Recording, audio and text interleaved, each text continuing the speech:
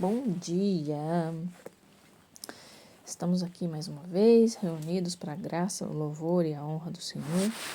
Vamos ler 2 Crônicas 26 ao 28. O rei Uzias.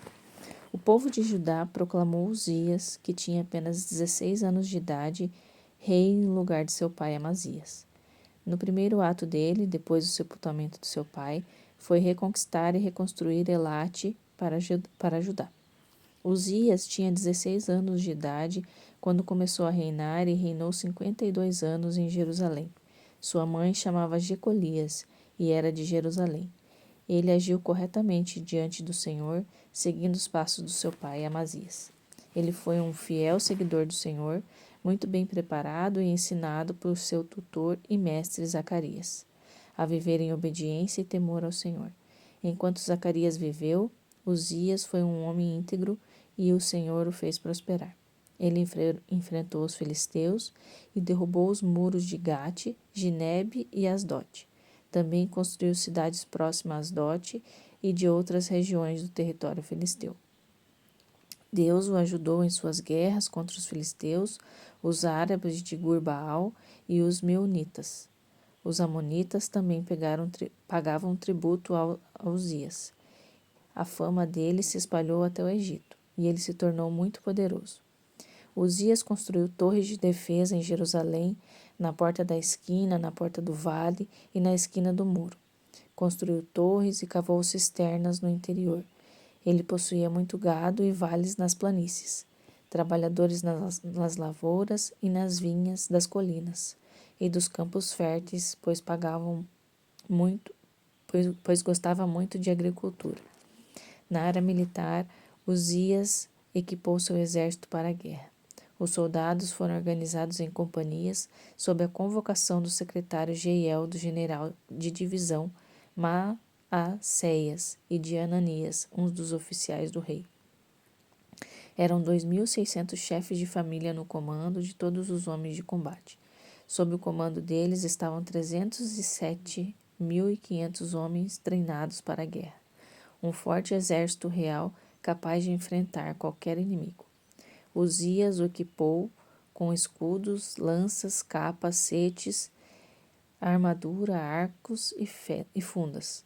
Também aparelhou as torres e as esquinas do muro de Jerusalém com a mais avançada tecnologia militar em lançamento de flechas e de grandes pedras. Ele ficou famoso por todos esses feitos. Tudo parecia favorecê-lo. Mas o poder e a fama acabaram subindo a cabeça do rei, e a sua arrogância e o seu orgulho provocaram sua queda. Certo dia, já rebelde contra Deus, ele entrou no templo do Senhor como se fosse dono e queimou incenso no altar.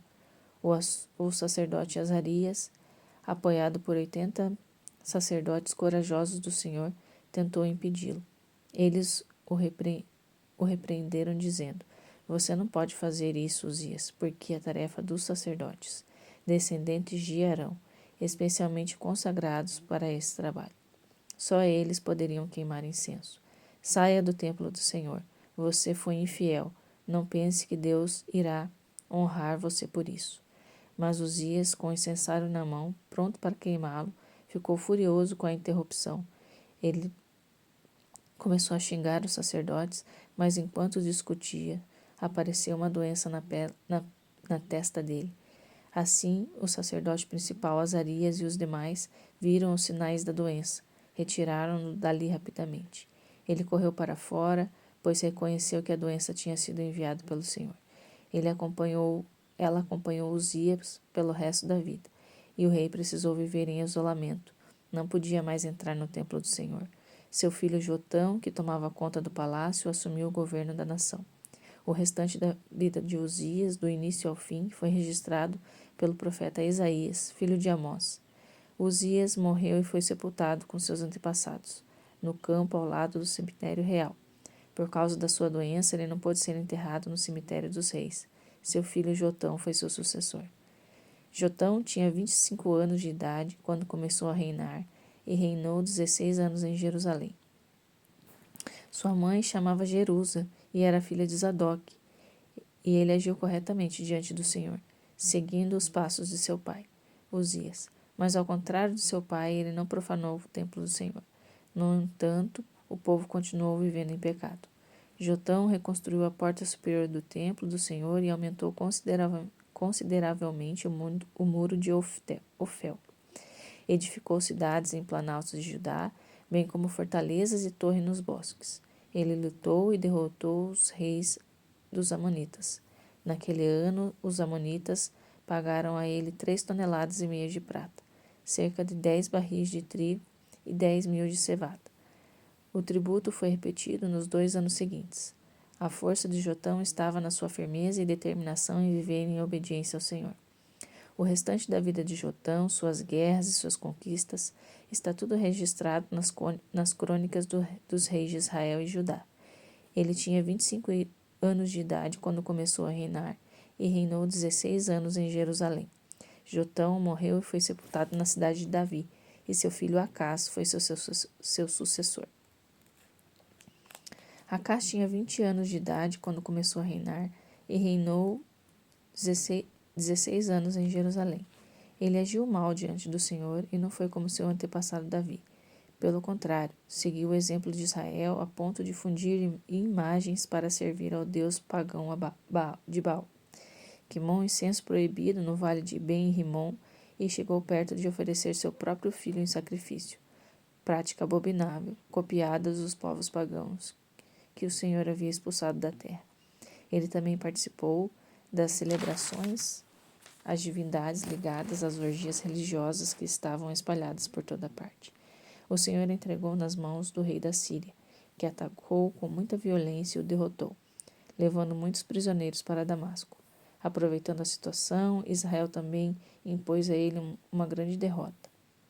Peca, filho de Remalias, matou num só dia 120.000 soldados valentes, porque eles abandonaram o Senhor, o Deus dos seus antepassados.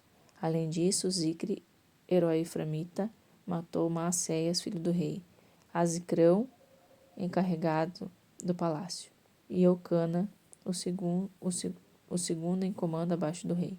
E não parou por aí. Os israelitas capturaram 200.000 homens, mulheres e crianças, além de grande quantidade de despojos que levaram para Samaria. Obed, profeta do Senhor, estava ali por perto. Ele encontrou o exército quando ele entrava em Samaria e disse: Parem onde estão e ouçam. O Senhor, Deus dos seus antepassados, aborreceu-se contra Judá e usou vocês para castigá-lo.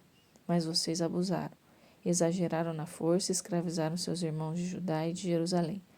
Não percebem que cometeram um grande pecado contra Deus, seu Senhor? Agora prestem atenção.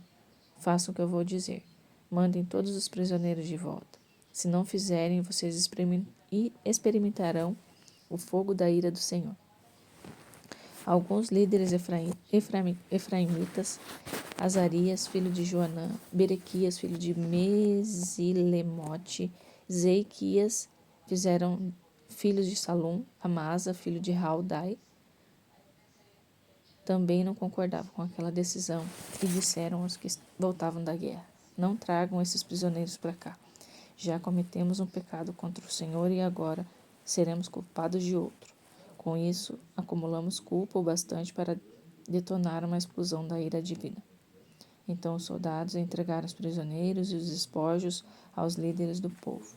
Alguns homens, especialmente designados, reuniram os cativos, vestiram os que estavam nus com roupas encontradas nos despojos e puseram sandálias nos pés deles. Também providenciaram uma boa refeição, trataram os feridos e puseram os mais fracos sobre jumentos, e depois os conduziram a Jericó, a cidade das palmeiras, devolvendo-os aos seus familiares. Só então voltaram para Samaria. Na mesma época, o rei Acás pediu ajuda ao rei da Síria. Os edomitas voltaram a atacar Judá e levaram muitos prisioneiros. Para piorar, os filisteus invadiram as cidades das planícies até o oeste e o deserto sul e capturaram e ocuparam Bet-Semes, Aijalon, Gederote, além de Socó, Timna e Ginzo. com as aldeias vizinhas. O rei Acaz, numa atitude arrogante, achando que não precisava do Senhor, permitiu que Judá caísse na depravação por isso. A nação foi humilhada pelo Senhor e teve de buscar ajuda. Mas Tiglat-Pileser, rei da Síria, não quis ajudá-los. Em vez disso, humilhou Acaz mais ainda, atacando e zombando dele. Desesperado, Acaz saqueou o templo do Senhor, o palácio e todo o lugar onde era possível tirar alguma coisa de valor, e entregou tudo ao rei da Síria. Mas não adiantou. O rei Acaz não aprendeu a lição. O mundo inteiro estava contra ele, mas ele insistia em se rebelar contra o Senhor.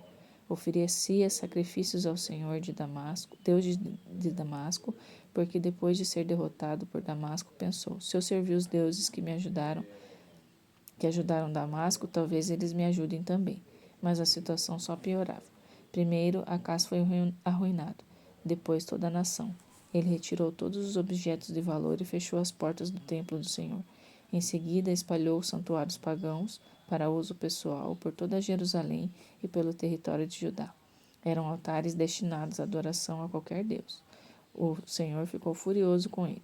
O restante da vida de Acaz e tudo que ele fez, desde o início, está registrado nas crônicas dos reis de Judá e Israel. Quando Acaz morreu, foi sepultado em Jerusalém, mas não foi honrado com sepultamento no cemitério dos reis. Seu filho Ezequias foi seu sucessor. Atos capítulo 27 e 28.